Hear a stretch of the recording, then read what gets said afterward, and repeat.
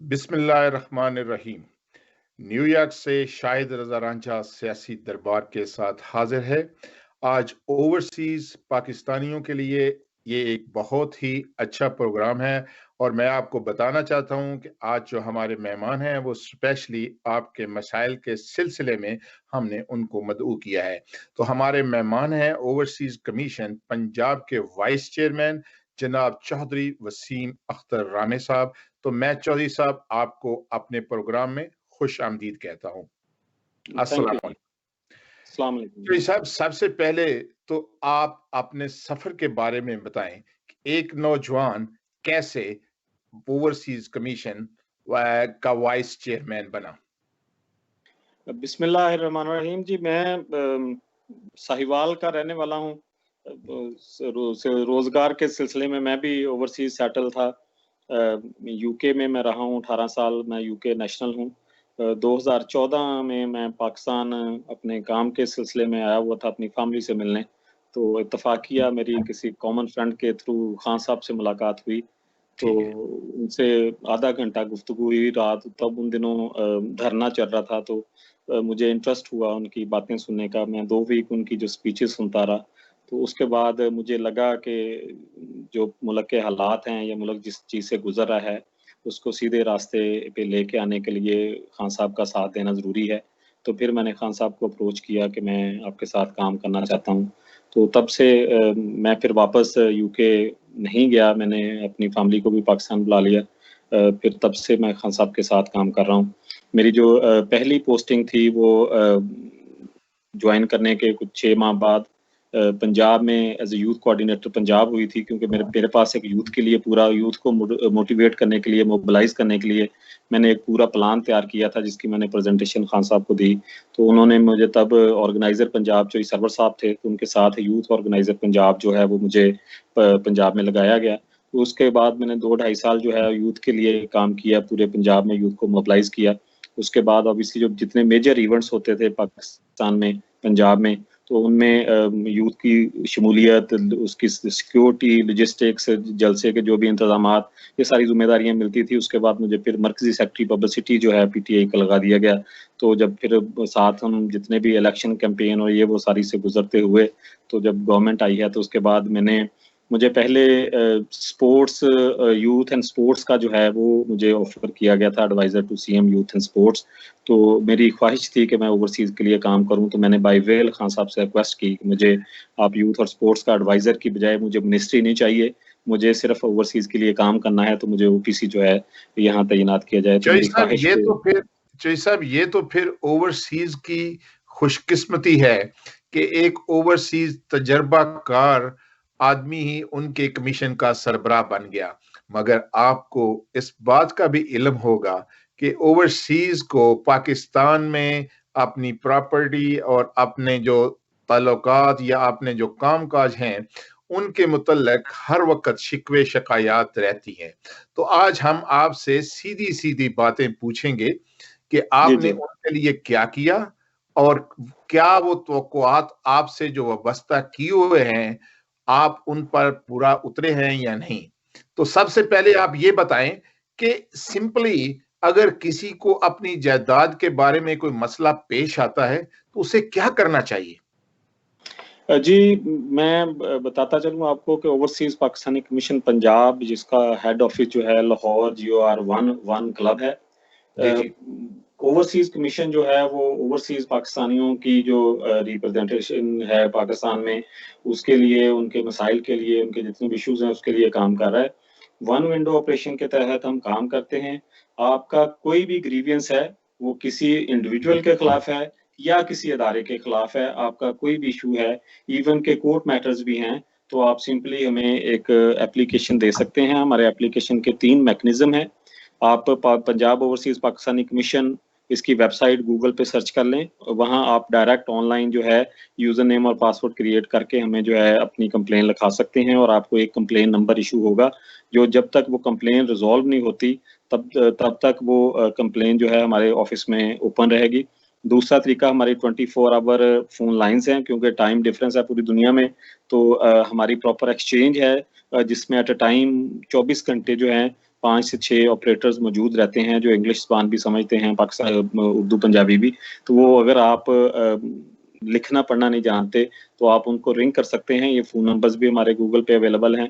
तो तीसरा मैकेनिज़्म जो है वॉक इन कंप्लेंट सेंटर है हमारा वन क्लब GOR में, कि अगर आप पाकिस्तान में हैं तो आप सीधे हमारे ऑफ़िस आ सकते हैं। और ऑफ़िस में भी हमने प्रॉपर एक 10 से 12 कंप्यूटर ऑपरेटर्स का एक पूरा यूनिट बनाया हुआ है कि जहाँ आप आके उनके पास अपनी जो भी कंप्लेन है वो लिखवा सकते हैं।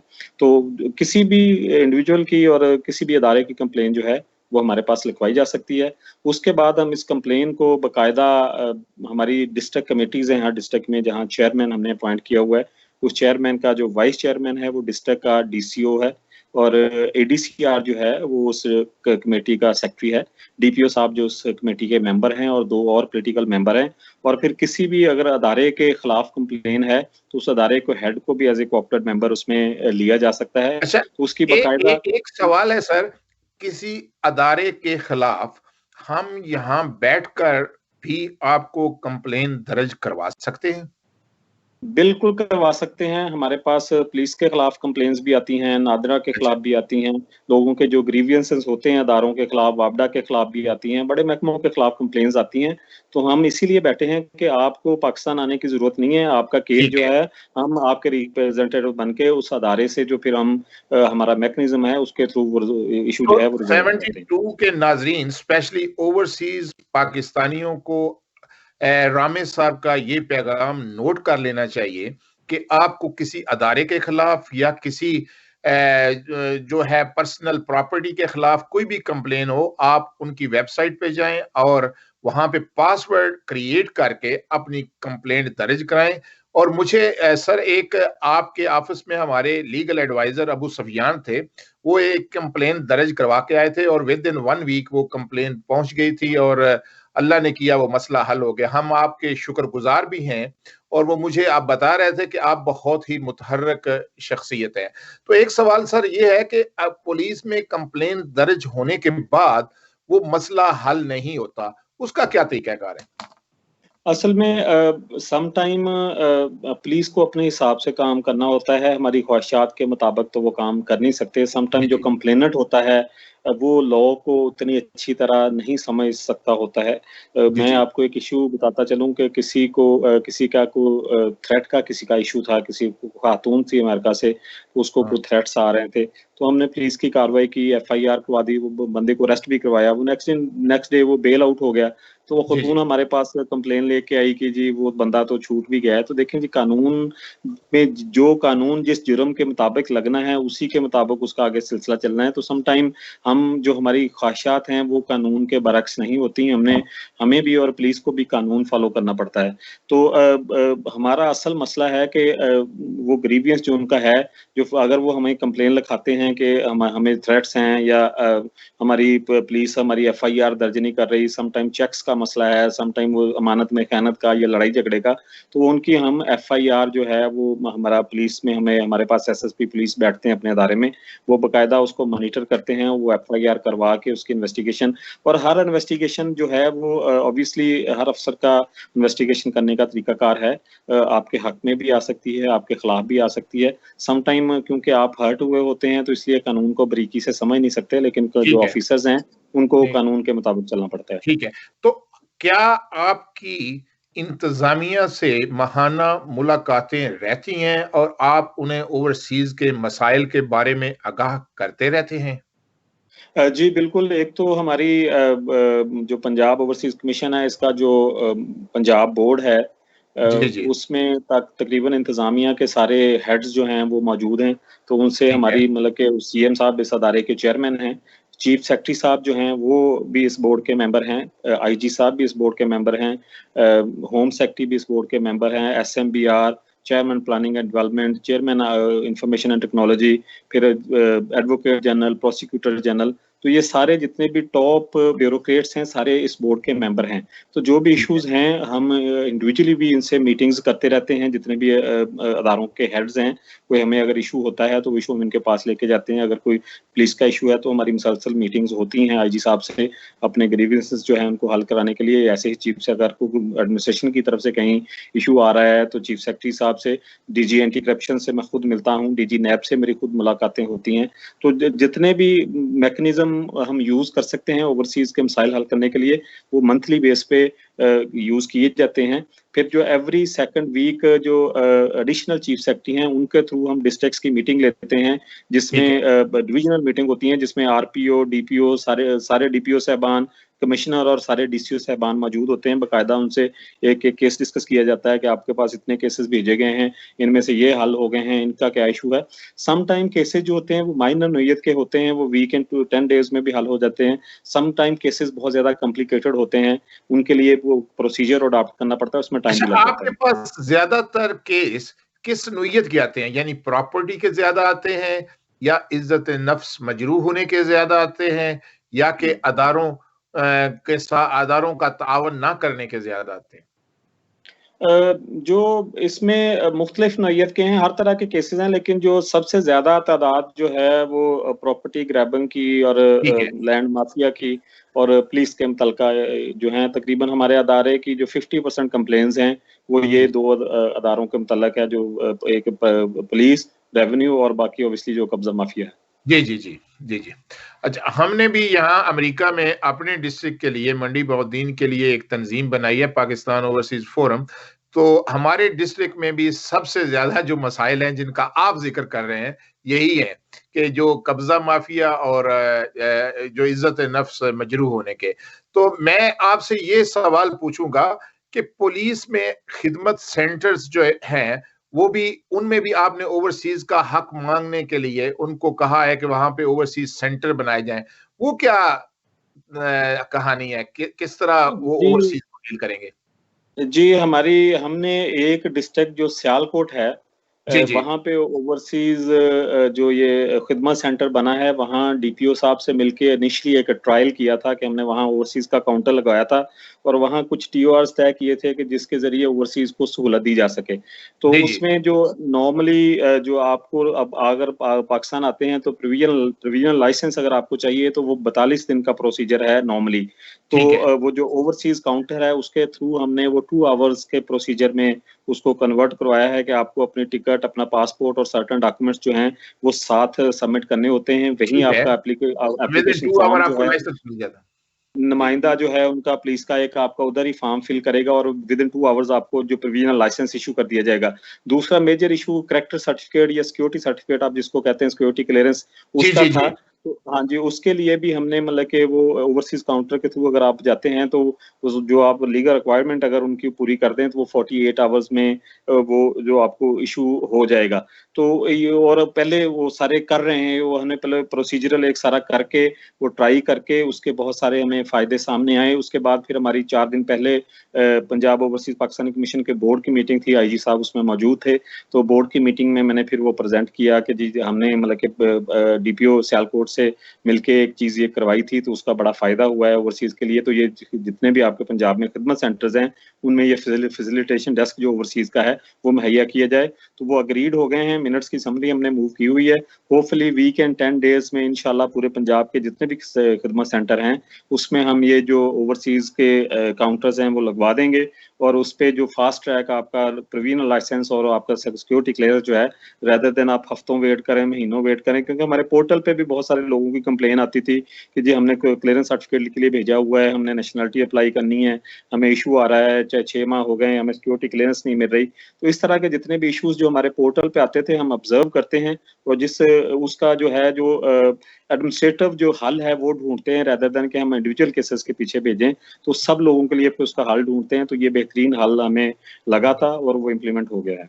रामेश साहब, ये तो एक बहुत बड़ी कामयाबी की नवीद आप सुना रहे हैं। मैं नाजरीन को ये बताना चाहूंगा कि रामेश साहब जो ये कह रहे हैं कि खिदमत सेंटर में एक पुलिस का एक ओवरसीज का काउंटर होगा जिसमें आपको सारे मसाइल लाइसेंसिंग से लेके करेक्टर सर्टिफिकेट तक के मसाइल विद इन आवर्स हल होंगे। तो हम आपके शुक्रगुजार हैं और मुझे उम्मीद है कि ये 10-12 दिन में जैसे आप कह रहे हैं कि ये हर डिस्ट्रिक्ट में कायम हो जाएंगे। खसूसन मेरी तो ख्वाहिश होगी कि सबसे पहले आप मेरे डिस्ट्रिक्ट में तशरीफ लाएं। ये आपका आपने वो व्यू चेंज कर दिया, आप थोड़ा वो दूसरी तरफ करें लैंडस्केप पे। जी जी जी जी पहले की तरह, जी जी जी जैसे पहले किया। जी जी जी जी जी मुझे लगता है री एंटर करना पड़ेगा। हो गया? नहीं नहीं ठीक है, ठीक हो गया सर, ठीक हो गया। अच्छा, तो ये तो आपने बड़ा अच्छा कदम, बड़ी अच्छी नवीज सुनाई है, और क्या ही अच्छा हो कि ये हर डिस्ट्रिक्ट में जल्द अज जल्द कायम हो जाए। और इसके बाद अप्रूव हो गए हैं इंशाल्लाह, इसको विद इन वीक्स हम इसको इम्प्लीमेंट करवा लेंगे। अप्रूव हो गए हैं कमीशन से। हम इंशाल्लाह ताला सबसे पहले मैं आपसे वादा करता हूं कि हमारे डिस्ट्रिक्ट में आप तशरीफ लाएं, हम आपका फकीदुल मसाल इस्तकबाल भी करेंगे और इंशाल्लाह ताला हम इस कावश को मुद्दतों याद भी रखेंगे। और ओवरसीज कोड के मुतल्लिक मैं आपसे पूछना इसलिए जरूरी समझूंगा कि बहुत सारे लोगों को ओवरसीज को ये पता चला है कि इनके लिए स्पेशल कोर्ट्स का इजरा हो गया है, लेकिन क्या ये कोर्ट वाकई अमली तौर पर ओवरसीज के लिए काम करेंगी? जी बिल्कुल। ये लास्ट ईयर जब chief justice Lahore high court Shamim Khan साहब थे, तो हमने उनसे 3-4 मीटिंग्स की, उनको कन्विंस किया कि जो ओवरसीज के मसाइल हैं उनको जो है उसकी रिलीफ के लिए हमें कुछ ना कुछ हेल्प की जाए। तो हमारी 3-4 मीटिंग्स के बाद वो एग्रीड हुए। उन्होंने बाकायदा हाई कोर्ट्स में भी ओवरसीज पाकिस्तानी सेल कायम किया है, जिसकी बाकायदा अपनी वेबसाइट है, जिसके थ्रू आप केसेस उसको भेज सकते हैं। और सेकेंडली उन्होंने पूरे पंजाब में हर डिस्ट्रिक्ट में ओवरसीज नॉमिनेटेड कोर्ट्स हैं कि जजेस को नॉमिनेट कर दिया है जो ओवरसीज के केसेस सुनेंगे, और साथ नोटिफिकेशन है कि आपके केसेस जो हैं विद इन 6 मंथ हर सूरत हल होंगे। और लास्ट ईयर भी हमने कुछ 700 के करीब जो हैं केसेस एक साल में, जो जब से कोर्ट्स बनी हैं, तो 700 के करीब केसेस हमने रिजॉल्व कराए हैं। बाकी पे भी हम काम कर रहे हैं। तो और सबसे बड़ी बात यह है कि ये सारी की सारी जो कोर्ट्स हैं ये ई कोर्ट हैं, इलेक्ट्रॉनिक इक्विपमेंट सारा इंस्टॉल्ड है, और नोटिफिकेशन में बाकायदा इस चीज़ की इजाज़त है कि अगर आप पाकिस्तान नहीं आ सकते तो वीडियो लिंक के ज़रिए आप कोर्ट को बयान दे सकते हैं, और आपका बयान वीडियो लिंक के ज़रिए जो है वो काबिल कबूल होगा। और इस तरह आप उधर बैठे, इवन कि आप बैठे हैं यूके में, आप बैठे हैं अमेरिका में, तो आपके एज ए आपके रिप्रेजेंटेटिव ओवरसीज पाकिस्तानी कमीशन जो है वो आपके आए बगैर आपके केसेस जो है वो चेस कर रहा है और उनको रिजॉल्व कराने की कोशिश कर रहा है। क्या ये कोर्ट फंक्शनल है या भी फंक्शनल नहीं हुई? बिल्कुल फंक्शनल है। मैंने बताया कि ये लास्ट ईयर से ही फंक्शनल हैं, और इसमें तकरीबन 700 केसेस ऑलरेडी हम डिस्पोज ऑफ भी करवा चुके हैं। हमारी हर माह जो है इंफॉर्मेशन शेयरिंग होती है registrar office Lahore high court से, तो वो उनके थ्रू सारे फिर डिस्ट्रिक्ट से को भेजी जाती है इंफॉर्मेशन। एक है कि ओवरसीज के जो कैटेगराइज किया गया है कि जो केसेस ओवरसीज पाकिस्तानी कमीशन के थ्रू जाएंगे, क्योंकि हमारे पास जब केस आता है तो हम सबसे पहले उसका ओवरसीज स्टेटस जो कोर्ट्स के डिसीजन के मुताबिक ओवरसीज स्टेटस है पाकिस्तान के कॉन्स्टिट्यूशन के मुताबिक, वो पहले वेरीफाई करते हैं, क्योंकि जब अदारे मजबूत होते हैं, कहीं से रिलीफ मिलना शुरू होती है, तो बहुत सारे फ्रॉडुलेंट लोग जो हैं वो भी उन अदारों का फायदा उठाने की कोशिश करते हैं। तो इसलिए पहले सबसे हम वेरिफिकेशन उसकी करते हैं और फिर हम केस मूव करते हैं ओवरसीज कोर्ट्स को, और उनका जो है फास्ट ट्रैक पे उनको यानी आपकी एडवाइस ये है कि अगर कोई भी आदमी या कोई भी ओवरसीज वाया ओवरसीज कमीशन अपना केस सबमिट करता है तो वो केस ज्यादा वैलिड है और ज्यादा अहमियत का हामिल है? बिल्कुल जी, 2 तरीके हैं। एक तो आप डायरेक्ट भी, क्योंकि जो लाहौर हाई कोर्ट्स ने ओवरसीज पाकिस्तानी सेल बना दिया है, उनकी वेबसाइट भी है बाकायदा, तो आप डायरेक्ट भी उधर कर सकते हैं। जो उधर डायरेक्ट जाते हैं वो भी केसेस डील हो जाएंगे, और जो हमारे थ्रू जाते हैं वो भी डील हो जाएंगे। इससे अलावा थर्ड फोर्थ सोर्स जो है वो शायद उसको कंसीडर नहीं किया जाएगा। अच्छा, एक सवाल ये भी है कि रेवेन्यू के खिलाफ बहुत सारे मुकदमात ओवरसीज के ही तकरीबन पाकिस्तानी कोर्ट्स में पड़े हैं, और रेवेन्यू के खिलाफ ओवरसीज कमीशन की क्या प्लानिंग है? यानी कि पटवारी, तहसीलदार, जो ये कल्चर है इसको आप खूबी समझते हैं और आप एक सियासी कारकुन भी हैं, आपको इन मसाइल का जो है वो बाखूबी इल्म भी होगा। मैं आपको बताता चलूँ कि रेवेन्यू के मोस्टली केसेस जो हमारी डिस्ट्रिक्ट कमेटीज़ को जाते हैं वो हल हो जाते हैं। हमारे पास रेवेन्यू के बहुत सारे केसेस पेंडिंग नहीं है। हमारे पास 267 केसेस टोटल पेंडिंग है जो रेवेन्यू कोर्ट्स में हैं। बाकी रेवेन्यू के केसेस जो नीचे एसी या डीसी लेवल पे, क्योंकि कमेटी की मीटिंग में एसी साहबान को भी बुलाया जाता है, डीसी साहब भी होते हैं, तो वहाँ हल कर दिए जाते हैं। तो तकरीबन 267 केसेस पड़े हैं हमारे कमीशन में जो रेवेन्यू कोर्ट्स में हैं, जिन पे हम काम कर रहे हैं। हमने मीटिंग अरेंज की है एसएमबीआर से, senior member board of revenue से। इंशाल्लाह नेक्स्ट वीक वो मीटिंग है, तो हम इसी मीटिंग के इसीलिए जा रहे हैं कि उसके लिए कोई मैकेनिज्म बनाया जा सके कि वो जितने भी केसेस हैं, रेदर देन के वो इंडिविजुअली वो उनको डील किया जाए, कोई एक मुश्तरका मैकेनिज्म बना दिया जाए, कोई ऐसे टीओआर्स जो हैं वो एसएमबीआर साहब की तरफ से बना दिए जाएं, वैसी डायरेक्शंस कर दी जाएं जहां सब लोगों को रिलीफ मिल सके और ये केसेस जल्दी हल हो सकें। और इंशाल्लाह बहुत पॉजिटिव हैं। Senior member board of revenue Babar Tarar साहब हैं, वो पहले गवर्नर पंजाब के प्रिंसिपल सेक्रेटरी भी रह चुके हैं। उन्हें पता है कि गवर्नर साहब जो हैं वो कितने फिक्रमंद हैं ओवरसीज के मसाइल के लिए, और उन्हें बिल्कुल बखूबी पता है कि सीएम पंजाब कितने फिक्रमंद हैं ओवरसीज के मसाइल के लिए। और असल में ये हो जाना था पहले। एसएमबीआर जो थे वो शौकत साहब थे, जो अभी एडिशनल चीफ सेक्रेटरी पंजाब हैं, तो उनसे हमारा लाइजोन तय था और ऑलमोस्ट हम इसको कंप्लीट करने वाले थे कि कोई ना कोई मैकेनिज्म बनाने वाले थे। तो उनकी ट्रांसफर हो गई, वो आ गए एडिशनल चीफ सेक्रेटरी, और बाबर साहब एसएमबीआर आ गए, तो उसको दोबारा से फिर ऑब्वियसली हमें अडॉप्ट करना पड़ा। इंशाल्लाह ये भी विद इन वीक जो है, इसकी हम आपको खुशखबरी देंगे कि इसका पूरा मैकेनिज्म बना दिया गया है कि ऐसे केसेस जो हैं वो जल्द रिजॉल्व हो सकें। अच्छा, एक सवाल अभी अभी एक साहब ने किया है कि क्या कोई ओवरसीज डायरेक्ट भी आपसे राब्ता कर सकता है? देखें जी, डायरेक्ट मैं मैक्सिमम कोशिश करता हूँ, मेरा फ़ोन रात देर गए तक खुला होता है, और मैंने अपना फ़ोन जो है वो जो हमारी वेबसाइट है वहाँ भी दिया हुआ है कि अच्छा, किसी को अगर कोई इश्यू है तो वो डायरेक्ट में मुझे फ़ोन कर सकता है। तो दूसरा ये भी है कि आपकी अगर कंप्लेन है तो कंप्लेन लिखा के आप देखें, हमने अदारे में बड़ा अच्छा मैकेनिज़्म बनाया हुआ है। हम उसका रिस्पॉन्ड टाइम बाकायदा रखा हुआ है। मैं डायरेक्टर्स और कमीशन और डीजी जो हैं, जिन सबसे बाकायदा खुद मीटिंग लेके सारी कंप्लेंट्स को डिस्कस करता हूँ, हम नज़र रखता हूँ उन पे। तो पहले हमारा अदारा ट्राई करें, अगर उनको रिस्पॉन्स सही नहीं मिलता, तो फिर डेफ़िनेटली जो है वो मीटर को अपनी कंप्लेन ला सकते हैं कि उनको अदारे ने सही रिस्पॉन्स नहीं किया या उनको रिलीफ़ नहीं दी जा रही। वो केसेज़ मैं खुद फिर उनको उनकी नज़रसानी करता हूँ खुद। ठीक है। तो एक और है, एंटी करप्शन के साथ भी आपके कुछ रवाबत हैं, क्योंकि बहुत सारे ओवरसीज जब पाकिस्तान जाते हैं तो उन्हें पता होता है कि मुआशरे में करप्शन के सिवा कोई काम ही नहीं होता, तो वो खुलेआम रिश्वत देते और लेते हैं। क्या इसके मुहासबे के लिए भी कोई आप काम कर रहे हैं या आपके ज़हन में कोई ऐसे सवालात हैं? जी, बिल्कुल, हम डीजी एंटी करप्शन पंजाब जो हैं, उनके उनके साथ लाइज़ोन है हमारा, उनकी कोऑर्डिनेशन है हमारी। हमारे पास बहुत सारी ऐसी कंप्लेंट्स आती हैं जो सरकारी ऑफ़िसर्स के खिलाफ होती हैं, आइदर वो रिश्वत की हैं या कोई भी ऐसे मसाइल हैं।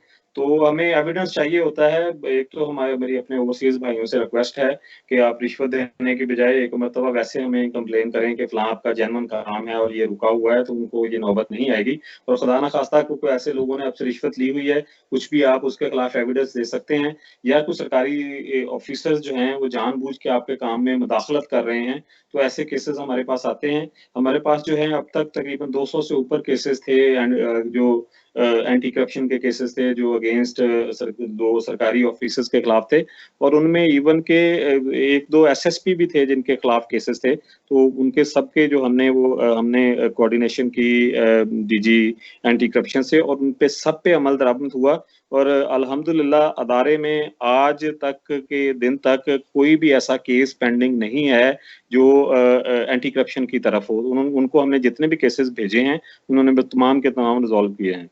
अच्छा, तो अभी-अभी सऊदी अरब से सर एक पाकिस्तानी है, उनका नाम है शबरेज़ अख्तर। वो कंप्लेंट नंबर भी बता रहे हैं 20773, और वो कह रहे हैं कि 1 साल हो गया है इस कंप्लेंट को, ये अभी तक मसला हल नहीं हुआ। तो अभी तो खैर आप प्रोग्राम में हैं, तो लेकिन मैं ये आपको कंप्लेंट नंबर, बल्कि मैं शबरेज को कह दूंगा कि अगर आप सुन रहे हैं तो उनके व्हाट्सएप पे आप प्लीज ये कंप्लेंट मेरे नंबर व्हाट्सएप भेजें। पे वो कंप्लेन नंबर भेज सकते हैं, मैं देख लूंगा। मैंने आपको बताया कि असल में बहुत सारे केसेस ऐसे होते हैं जिनमें फ्रॉडुलेंट डॉक्यूमेंट्स और इस तरह के मसाइल होते हैं। तो जी ये जी जो सारी चीजें हैं, इनका एक प्रॉपर प्रोसीजर है जिसके थ्रू आपको उनके फोरेंसिक कोर्ट्स के थ्रू ऑर्डर्स, ये थोड़ा जी लंबा जी प्रोसीजर होता है। और जो पाकिस्तान में फ्रॉड माफिया है, लैंड माफिया, जी जो जी फ्रॉडिये जी हैं, जी ये बड़े जी ही कारीगर होते हैं। इन्होंने चीजें जी इतनी कारीगरी से बनाई होती हैं कि उनको प्रूव करना वो इतना आसान नहीं होता। तो इस तरह के केसेस में टाइम लग जाता है, लेकिन नाउम्मीद होने की जरूरत नहीं है। हम जब तक इनका केस रिजॉल्व नहीं जी। होता, इनके लिए फाइट मेरी करते भी रहेंगे। ख्वाहिश होगी कि ओवरसीज पाकिस्तानी जो है वो ओवरसीज कमीशन को सुने और उनकी बातों पर अमल करें। ये जरूरी नहीं होता कि अभी आपने कंप्लेन दर्ज कराई है और उसी वक्त कंप्लेन का हल बहुत ही नामुमकिन है, बल्कि आपको ये बात सुनकर और भी फख्र करना चाहिए कि एक ओवरसीज ही आपके कमीशन का वाइस चेयरमैन है। चेयरमैन सीएम साहब होते हैं और ये एक किस्म के ऑल इन ऑल हैं उस अदारे के। और ऐसे नौजवान को आप ये हिम्मत दें और उनकी बातों पर अमल करें, बल्कि जो रातों रात मसला हल होने वाली बात है वो नहीं होते और टाइम थोड़ा लगता है। सर आप ये बताएं कि ओवरसीज पाकिस्तानी जो हैं इनके साथ एयरपोर्ट पर जो मसाइल पेश आते हैं, क्या आपका हल्का अहबाब चूंकि पंजाब है, तो क्या पंजाब के एयरपोर्ट्स की हद तक आप उनके लिए कोई हल का सोच सकते हैं? जी ऑफ कोर्स, मैंने क्योंकि जो फेडरल अदारे हैं, ये एफआईए और ये सारे फेडरल के अदारे हैं, तो इनकी जो भी डायरेक्शंस हैं फेडरल से आती हैं। हमारे जी, पास जी। केसेस आते हैं जो एयरपोर्ट्स पे लोगों को इश्यूज होते हैं। तो जी, जी। हमने अजाज शाह साहब हैं जो हमारे इंटीरियर मिनिस्टर हैं, वज़ीर दाखिला। उनसे भी रिक्वेस्ट की है। हम ट्राई कर रहे हैं कि हम जितने इंटरनेशनल एयरपोर्ट्स हैं वहाँ ओवरसीज पाकिस्तानी कमीशन का जो काउंटर लगवा सकें, ताकि अगर किसी को भी कोई इशू है एयरपोर्ट पे तो वो डायरेक्ट वहीं जाके अपनी कंप्लेन कर सकता है। अगर वो वहीं हल करने वाली हुई तो हमारा नुमाइंदा हेल्प करेगा, और अगर वो उसको किसी के खिलाफ हमें केस रजिस्टर करना पड़ा, कोई इंक्वायरी करनी पड़ी, तो हम वो भी करेंगे। क्योंकि फेडरल अदारों के केसेस भी हमारे खिलाफ आते हैं, क्योंकि वो डायरेक्ट तो हम वो रिजॉल्व नहीं कर सकते क्योंकि वो पंजाब गवर्नमेंट के अंडर नहीं आते। लेकिन हमारा एक मैकेनिज्म है ओवरसीज पाकिस्तानी फाउंडेशन, उनके थ्रू हम जितने भी फेडरल अदारों के केसेस हैं उनके थ्रू वो भी हल करते हैं। बल्कि मैंने लास्ट ईयर जितने भी फेडरल सेक्रेटरीज हैं, federal secretary interior ministry, foreign ministry, overseas employment, सबसे मैं खुद जा के मिला हूँ। जितने भी हमारे पास फेडरल अदारों के मतलब केसेस थे वो फाइलें लेके, और उनमें से बहुत सारे केसेस रिजॉल्व भी हो गए हैं। तो जो भी मैकेनिज्म इस्तेमाल हो सकता है उसके लिए हम भरपूर ट्राई कर रहे हैं। अच्छा, तो इसमें जो हमारे ओवरसीज कमीशन के हाफिज एहसान खोखर साहब हैं, वो हमारी रहनुमाई कर सकते हैं? किसकी बात कर रहे हैं जी? हाफिज एहसान खोखर साहब। हाफिज एहसान खोखर साहब, मैं समझा नहीं वो कौन है। वो ओवरसीज कमीशन पाकिस्तान के सरबराह हैं या चेयरमैन या कोई ऐसी पोस्ट है उनके पास? उनका इल्म है आपको? कहाँ के, किस शहर के हैं? इस्लामाबाद में। अच्छा अच्छा अच्छा, इस्लामाबाद। अच्छा, आपको मैं बताता चलूँ, इस्लामाबाद जो है ये हमारे अंडर नहीं आता। और इस्लामाबाद जो है सेपरेट, ऑब्वियसली ये कैपिटल है और ये फेडरल के अंदर आता है। इस्लामाबाद में जितनी भी तैनातियां होती हैं वो फेडरल की तरफ से होती हैं। जी, उसको जी। जुल्फी बुखारी साहब देख रहे हैं और बड़ी वो उस पर तवज्जो रखते हैं। जुल्फी बुखारी साहब ने 2 पुलिस सेंटर्स मंजूर करवाए हैं इस्लामाबाद में, जो ओवरसीज के डायरेक्ट ओवरसीज पुलिस सेंटर होंगे, जहाँ पे जितने भी आपके मसाइल हैं वो हल किए जा सकेंगे।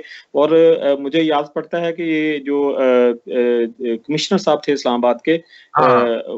उन्होंने क्योंकि हमारी मीटिंग हुई थी लास्ट ईयर उनसे, तो हमने रिक्वेस्ट उनको की थी कि ओवरसीज के पहले हमारे पास इस्लामाबाद के जो मसाइल आ जाते थे तो हम वहाँ मूव करते थे कमिश्नर साहब को। तो उन्होंने मुझे बताया था कि वो प्लान कर रहे हैं कि वो इस्लामाबाद में जो है बाकायदा कमीशन खुद बना देंगे, क्योंकि हम हमारे अदारे की रिस्ट्रिक्शंस हैं, हम नहीं बना सकते थे। तो उन्होंने मुझे प्रॉमिस किया था, I'm श्योर उन्होंने कर दिया होगा। तो वो डायरेक्ट जो है वो फेडरल के अंडर है।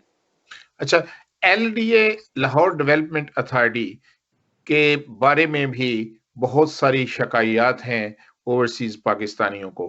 क्या इसमें भी हमारा कोई बेंच मौजूद है? जी ऑफ कोर्स, एलडीए में ओवरसीज पाकिस्तानी कमीशन की तरफ से काउंटर लगा हुआ है। वहाँ पे एक डायरेक्टर लेवल का बंदा जो एलडीए ने अपॉइंट किया हुआ है, वो जी, वन विंडो ऑपरेशन के तहत आपका जो भी मसाइल है वो हल करवाने में मदद देता है। उसके अलावा एलडीए के खिलाफ हमारे पास काफ़ी सारी कंप्लेंट्स भी आती हैं, पुरानी पेंडिंग कंप्लेंट्स भी थी, वो बाकायदा हमने लाइज़ ऑन किया। इमरान साहब हैं वाइस चेयरमैन एलडीए, बहुत ही डेड ऑनेस्ट पर्सन है, बड़े अच्छे वर्कर हैं, वो पूरी मदद करते हैं। साथ डीजी हैं तारड़ साहब, तो उनसे हमारी रेगुलर मीटिंग्स रहती हैं, बाकायदा जितने हमारे पास केसेस आते हैं उनकी पूरी फाइल ले जाके हमारी तरफ से हमारे कमिश्नर और हमारे डायरेक्टर लीगल जाते हैं, कभी-कभी मैं भी जाता हूँ। उनका सारा सारा स्टाफ बैठ के वो एक-एक केसेस जो उनके साथ डिस्कस किया जाता है, जो हल करने वाले होते हैं वो फौरी हल किए जाते हैं, जिन पे डायरेक्शंस होती हैं, कोई इंक्वायरी की वो की जाती हैं। तो एलडीए के साथ हमारा अच्छा लाइज़ॉन है और वहाँ पे हमारा काउंटर भी मौजूद है।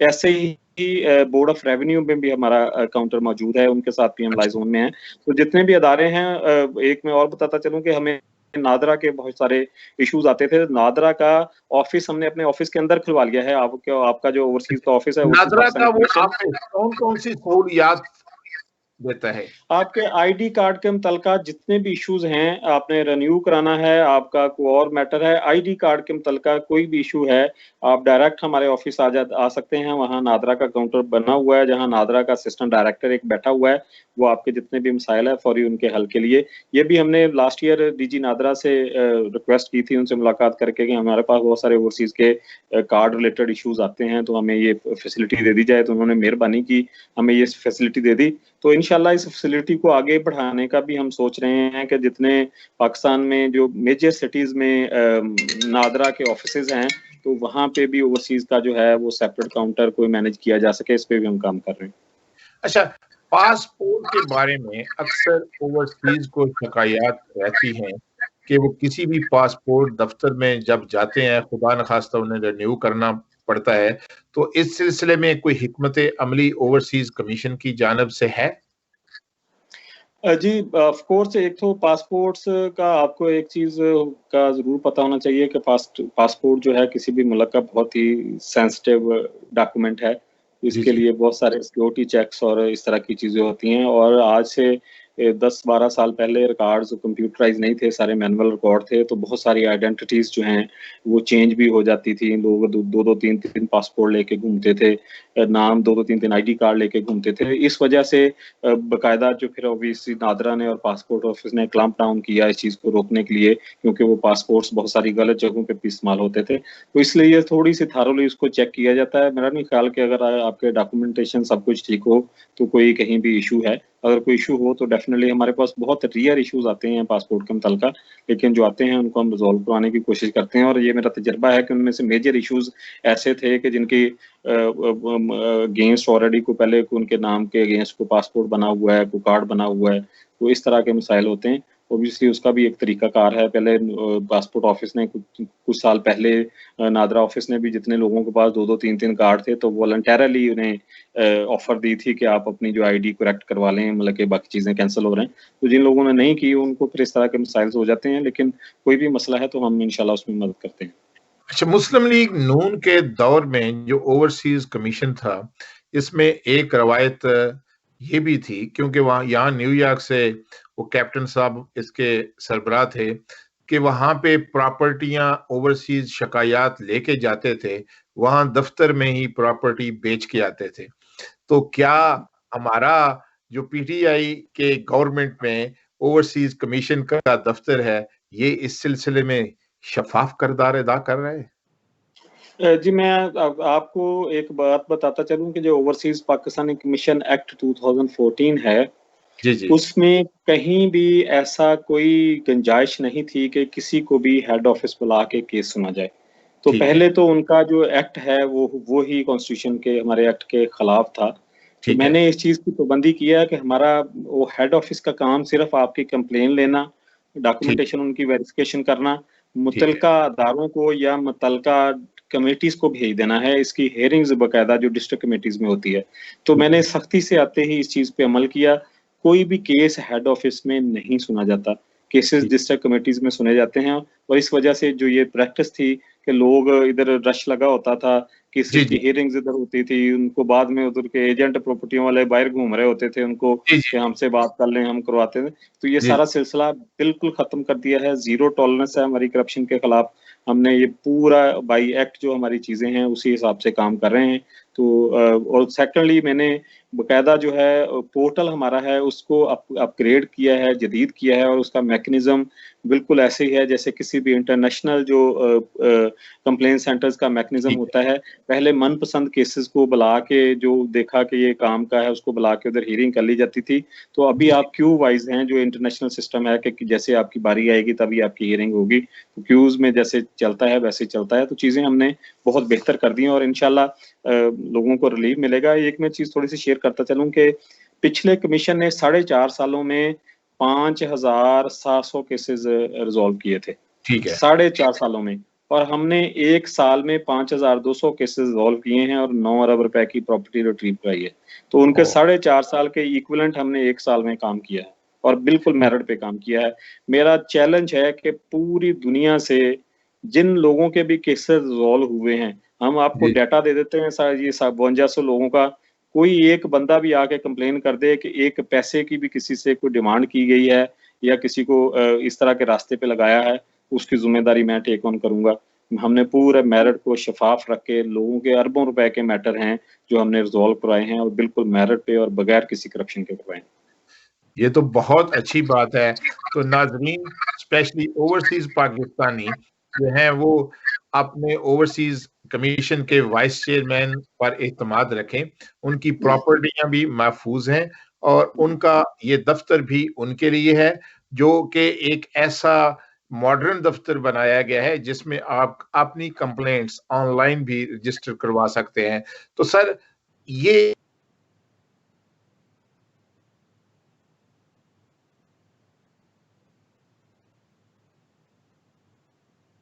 जी, एक तो मैंने बताया है आपको कि हमने जो कोर्ट से अलहदा करवाई जी, हैं, ये नादरा का काउंटर और एलडीए और रेवेन्यू और ये सारे मामला। फिर हमने लाइजोन किया है नैब के साथ। नैब के साथ हमने मीटिंग्स करके, रिक्वेस्ट करके उनसे हमने बकायदा हमारे टीओआरस तय हुए हैं। नैब ने एक डायरेक्टर नैब हैं लाहौर, जो स्पोक्समैन उधर से ओवरसीज के लगाए हुए हैं। इधर जी, हमारे डायरेक्टर लीगल स्पोक्समैन हैं। तो जितने भी प्रॉपर्टीज के हाउसिंग सोसाइटीज के इश्यूज होते हैं, जहां लोगों को पैसे ले लिए जाते हैं, पोजेशन नहीं मिलती, इस तरह के मामलात, वो नैब के थ्रू हम क्लैंप डाउन करने की कोशिश कर रहे हैं। और जो पहले सबसे बड़ी जो खामी थी मेरे ख्याल में इस अदारे की, उस पे भी हमने काफी काम किया है। इस अदारे का एक्ट बड़ा वीक था। ये एक बहुत बड़ा सेटअप बना दिया गया, लेकिन उसको बाद में उसमें कोई ऐसा मैकेनिज्म जो है वो डिफाइन नहीं किया गया था कि आपने केसेस रिजॉल्व करने कैसे हैं। इसमें था ठीक कि है, रिसीव, रिड्रेस एंड रेफर। तो मतलब कि फिर हमें उन्हीं अदारों को रेफर करने पड़ते थे जिन अदारों के खिलाफ लोग आते थे। तो हमें ठीक है, बहुत बड़ा इशू हो रहा था। तो हमने इसका एडवोकेट जनरल की कंसल्ट से नया एक्ट, जो हमने 2018 के एंड पे नया एक्ट हमने तैयार किया। अप्रैल में हमारी बोर्ड की मीटिंग में हमने वो प्रेजेंट किया, सीएम साहब ने वो बोर्ड की मीटिंग से अप्रूव करवा के। तो तब से हम इसको लगे हुए थे लेजिस्लेटिव कमेटी में। हम 3 मरतबा लेजिस्लेटिव कमेटी में गए हैं साल में, और 7 मरतबा हम रिव्यू में गए हैं। लेकिन हमने अल्हम्दुलिल्लाह वो एक्ट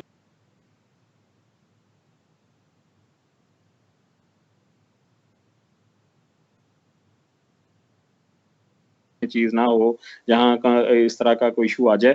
तो वो 7 मरतबा additional chief secretary, secretary law, हमारी टीम रिव्यूज करके 3 मरतबा लेजिस्लेटिव कमेटी से होते हुए वो अप्रूव्ड होके, फिर हमने दोबारा कमीशन से अप्रूव करके वेटिंग करवा के अभी वो on the way to chief minister to represent in assembly कि उसको पास करवाया जा सके। तो असेंबली से जैसे ही वो एक्ट पास होता है, उसके तहत फिर ये अदारा और बहुत मजबूत हो जाएगा। उसमें हमने बहुत सारी पावर्स रखी हैं कि जो पहले हर छोटी से छोटी बात पे हमारे खिलाफ कोई ना कोई केस हो जाता था, कोर्ट्स में हमें जाना पड़ता था, अदारे को कोर्ट्स में जाना पड़ता था। तो जिन हम किसी को बुलाते थे, तो क्योंकि उस एक्ट में ऐसा नहीं था कि किसी को मतलब कि किसी का डिसीजन करके उसके आगे इम्प्लीमेंटेशन नहीं थी कि सपोज क्योंकि एक वो मेरे ख्याल में वो एक्ट जो है, क्योंकि उसमें डीसी साहब और डीपीओ साहब और एडीसी साहब सब कमेटी में मौजूद थे। तो उसमें उस एक्ट को कंसीडर कर लिया गया कि सारा तो जो जो एडमिनिस्ट्रेटिव है उस अदारे में, उस कमेटी में बैठी है, तो वो खुद रिजॉल्व करके इम्प्लीमेंट कर देंगे।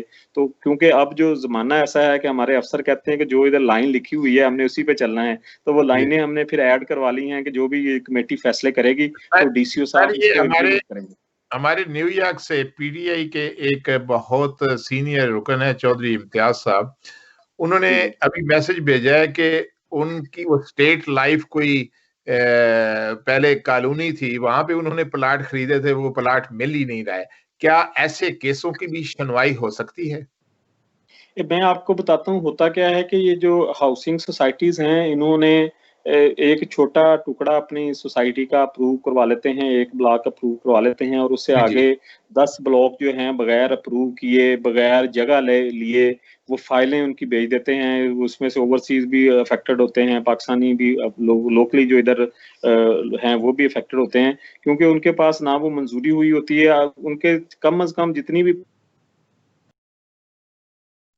जी, जी। पंजाब में तो आप जी। देखें तो उसके 70% सोसाइटीज ऐसी हैं जिनमें ये सारे इश्यूज हैं कि वो एलडीए से अप्रूव्ड नहीं होने के बावजूद वो फाइलें भेज दी गई हैं। तो इस तरह के जितने भी मसाइल थे हमारे पास आते रहते हैं। इन्हीं मसाइल के लिए हमने लाइजोन किया है नैब के साथ कि जितनी जी, भी ये जी। सोसाइटीज हैं जिन्होंने ऐसे फाइलें भेजी हुई हैं और पोजेशन नहीं दे रहे, तो उनको उनके खिलाफ कार्रवाई करके उनसे पोजेशन लेके दी जाए। और इसमें मुसलसल हमें कामयाबी हो रही है। मैं आपको बताता चलूं कि इवन लास्ट वीक 2 सोसाइटीज थी जिनकी हमने हियरिंग करवाई है। एक थी वो डिवाइन गार्डन और एक पाक अरब है इधर लाहौर में ही फिरोजपुर रोड पे। तो वहां जी, से जी। हमने जो लोगों के 12-12 साल के पैसे दिए हुए थे, तो हमारी वेबसाइट पे उनके इंटरव्यूज भी लगे हुए हैं कि उनको हमने पोजेशन दिलवाई है। तो ये अगर इनका इशू है तो इन्होंने अगर रजिस्टर करवाया हुआ तो वो डेफिनेटली उस पर काम हो रहा होगा। कुछ सोसाइटीज ऐसी हैं जिनके मालकान को नैब ने गिरफ्तार किया हुआ है और उनकी सेटलमेंट के चल रहे हैं। जैसे वो ईडन है, ईडन के 600 केसेस हमारे पास रजिस्टर हैं। वो एक बहुत बड़ा जो ब्लंडर था वो अभी वो क्योंकि नैब ने उनकी प्रॉपर्टी सारी पोजेस की हुई हैं, तो वो कोर्ट में केस है कि वो कैसे कंपनसेट करना है लोगों को, तो उस पर भी हम काम कर रहे हैं। तो जितने भी ऐसे मसाइल हैं ऑब्वियसली वो सीरियस मसले हैं, उन पे हम काम कर रहे हैं और आहिस्ता आहिस्ता जितनी रिलीफ लोगों को मिल भी रही है और उसको तेज भी कर रहे हैं। सर, नैब के साथ आपका आपके कमीशन का कोई बिल वास्ता रिलेशनशिप है? जी मैंने पर्सनल हैसियत में मीटिंग्स पहले की थी। उसके बाद फिर हमने उन्हें कन्विंस करके गवर्नर साहब ने रिक्वेस्ट की थी डीजी नैब को कि ओवरसीज के जो मसाइल हैं इनके लिए मदद दें। तो फिर बाकायदा हमारी मीटिंग्स हुई थी और उसके बाद दोनों साइडों से स्पोक्समैन मुकर्रर हुए थे और एक आपस में कोऑर्डिनेशन जो है उसके टीओआरस तय हुए थे, तो उसके तहत जो है हम काम कर रहे हैं। अच्छा, तो आप ओवरसीज पाकिस्तानियों को 72 के प्लेटफॉर्म से क्या पैगाम देना चाहते हैं आज? मैं सिर्फ 1-2 चीज़ें हैं अदारे के मुतल्लिका जो मैं आपको बताना चाहूँगा कि जब आप अमेरिका देख लें, यूके देख लें, अब जब भी कोई प्रॉपर्टी लेते हैं तो बाकायदा आप एक सॉलिसिटर हायर करते हैं जो आपको रिसर्च करके बताता है कि जी, उस जी। प्रॉपर्टी की क्या हैसियत है, वो पहले किसके पास थी, वो फ्री होल्ड है या लीज होल्ड है, उसकी सारी डिटेल देता है। उसके बाद आपको एडवाइस करता है इसको खरीदें कि ना खरीदें। तो हम आते ही पाकिस्तान जब आते हैं तो सारे हम जो हमने सीखा होता है वो भूल जाते हैं और यहाँ पे जो जी। हर दूसरी गली में जो 2 नंबर किस्म के प्रॉपर्टी एजेंट्स बने हैं उनके हत्थे चढ़ जाते हैं और बगैर देखे सोचे जो है वो इन्वेस्ट कर लेते हैं। तो आपका हार्ड अर्न मनी है, आपने बड़ी मेहनत की है, इस पैसे को खर्चने से पहले सोसाइटी के मुतल्लक जो हाउसिंग अथॉरिटीज हैं उनसे प्रॉपर इंफॉर्मेशन ले लें कि वो बाकायदा पास हैं कि नहीं पास हैं। आप एलडीए है, जीडीए है, एफडीए है, सारी डिवीजनल अथॉरिटीज हैं। डिवीजनल अथॉरिटी का जो लैंड अथॉरिटी का ऑफिस है वहां से इंफॉर्मेशन ले ले कि जो आपको चीज बेची जा रही है वो एलडीए से स्पेसिफिक चीज होता ये है कि वो एक पार्ट अप्रूव करवा लेते हैं और 10 आगे चीजें भेज देते हैं। लेकिन वो आप चेक करें कि वो नंबर लग के वो प्रूव्ड है जो आपको नंबर अलॉट किया जा रहा है, फाइलों के चक्कर में ना पड़े और तो आपको ये मसाइल नहीं हो गए। और दूसरा कोशिश करें कि अगर आप मतलब कि आप जो चीज खरीद रहे हैं वो सिर्फ सोसाइटी की ट्रांसफर ना लें, साथ साथ रेवेन्यू की ट्रांसफर भी लें। रेवेन्यू की जब ट्रांसफर लेते हैं तो सोसाइटी ने हर प्लाट का खाता नंबर और खतूनी नंबर जो रेवेन्यू में होता है वो रजिस्टर होता है। उसके बाद फिर वो ना तो प्लाट चेंज कर सकते हैं, ना उससे वो भाग सकते हैं कि आपका प्लाट आगे मूव कर देंगे, ये कर देंगे, क्योंकि वो स्पेसिफिक पीस जो है वो रेवेन्यू ऑफिस में आपके नाम पे हो जाता है। तो थोड़ा सा एहतियात से चलें। और पाकिस्तान आपका मुल्क है, पाकिस्तान जी, के लिए आपकी बेशबहा खिदमात हैं। आपके जितने भी इश्यूज हैं उनके हल के लिए हम कोशिश कर रहे हैं। एक मेरी रिक्वेस्ट है कि जितने भी पाकिस्तानी हैं पूरी दुनिया में, ये पाकिस्तान के रिप्रेजेंटेटिव हैं, पाकिस्तान के नुमाइंदे हैं, ये पाकिस्तान के एम्बेसडर हैं। कश्मीर का कॉज जो, इसको हर प्लेटफॉर्म पे, हर जगह जितनी आपकी हिम्मत है, इसको बुलंद रखिए। कश्मीर पाकिस्तान का हिस्सा है और कश्मीरी बहन भाई हमारे बहन भाई हैं। उनका खून रायगा नहीं जाना चाहिए, उनकी कुर्बानियां रायगा नहीं जानी चाहिए, उनके लिए हमें लड़ाई करनी है। और दूसरा, जो हम पाकिस्तान के लोग हैं, अगर घर में सुकून की नींद सोते हैं, तो इसमें हमारी जो पाक अफवाज हैं उनकी बेशबहा कुर्बानियां और शहादतें हैं। तो आप अगर साहब हैसियत हैं, जिस भी इलाके में रहते हैं, वहाँ अगर शहीद के बच्चे हैं तो उनके सर पे ज़रूर हाथ रखिए। उनकी अगर कोई कफ़ालत में मदद कर सकते हैं वो भी कीजिए, उन्हें प्यार कीजिए। कुछ नहीं कर सकते तो एटलीस्ट उनके सर पे हाथ ज़रूर रखिए शफ़क़त का, कि उन्हीं के जो वालिदैन हैं, उन्हीं की कुर्बानियों ने हमें आज जो है वो ज़िंदा रखा हुआ है और हम सुकून की नींद सोते हैं।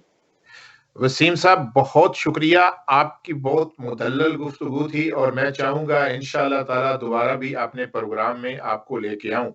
और मैं आपको बताता चलूँ कि न्यूयॉर्क में रहने वाले सारे पाकिस्तानी जो हैं, वो कश्मीर कॉज़ के लिए मुत्हिद हैं और यूनाइटेड नेशन के सामने हर वक़्त अ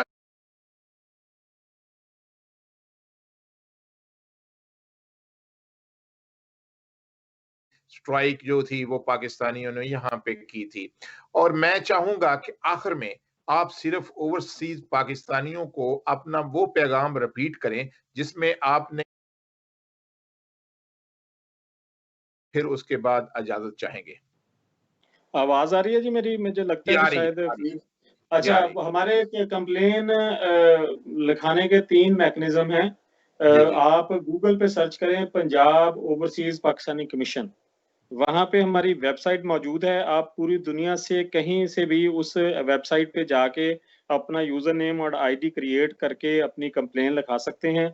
और आपकी कंप्लेन के पैरेलल आपके डीलिंग ऑफिसर का जो कॉलम बना हुआ है, जो भी उस पे काम कर रहा होगा, वो बाकायदा आपको इन्फॉर्मेशन रहेगी कि आपके केस पे क्या काम हो रहा है, कहाँ रुकावट है, किस जगह पहुँचा है। वो साथ-साथ हम कमेंट्स चलते हैं डीलिंग ऑफिसर के। और आपके कोई क्वेश्चन है तो आप उनको बाद में भी जब मर्ज़ी ऑनलाइन होके अपने जो पोर्टल पे है वो कमेंट्स वाले सेक्शन में आपके सवाल जो हैं आपके केस के मतलब कोई इन्फॉर्मेशन का, उसकी हैसियत जानने का, आप उधर लिख सकते हैं। जो बाकायदा आपका डीलिंग ऑफिसर जो है आपको आपसे कोऑर्डिनेशन में रहेगा। और दूसरा मैकेनिज़्म हमारी उसी वेबसाइट पे हमारी पे फ़ोन नंबर्स हैं, जो 24 आवर टेलीफ़ोन एक्सचेंज है हमारी, जहाँ पे आप कॉल करके अपना केस जो है वो रजिस्टर करवा सकते हैं। और तीसरा मैकेनिज़्म हमारा overseas Pakistani commission 1 club GOR 1 Lahore Mall Road पे मौजूद है, वहाँ आप आ सकते हैं। हमारे ऑफ़िस के अंदर जो है ऑपरेटर्स बैठे हैं जो आपकी कंप्लेन वहीं फौरी रजिस्टर करवा देते हैं। बहुत मेहरबानी सर, इंशाअल्लाह दोबारा मिलेंगे। अल्लाह ताला आपको खुश रखे और ओवरसीज़ पाकिस्तानियों की खिदमत करने का मज़ीद मौका दे। अल्लाह हाफ़िज़। अल्लाह हाफ़िज़।